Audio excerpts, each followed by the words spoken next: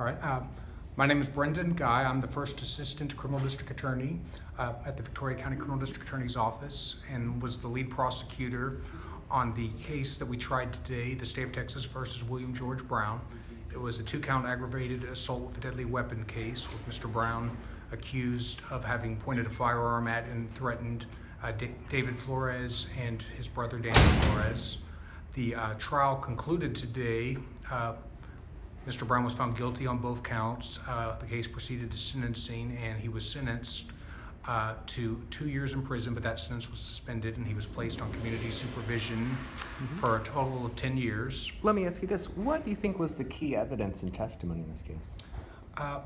The case essentially came down to the testimony of the victims of the crime, David and Danny Flores. There wasn't really any physical evidence. The police had obtained photographs of the gun itself, but the defendant disputed that he had ever actually pointed the gun at Danny and David Flores. So, they testified in front of the jury. The defendant also testified.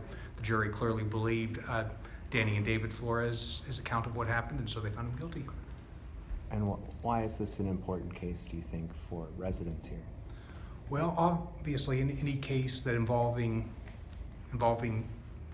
firearms and the threat of force is something that we have to take seriously. Gun violence has been an issue across the country, and with this verdict, and to be fair, no bullets were fired in this case, but obviously even just pointing a gun at someone, if there's not legal justification to do so, is a criminal offense and makes for a dangerous situation where people can very easily get hurt or killed. So the jury with this verdict has sent a clear message that this is not acceptable behavior in Victoria County, and we're not going to let our community be turned into a free fire zone where people can just freely point weapons at other people without any legal justification.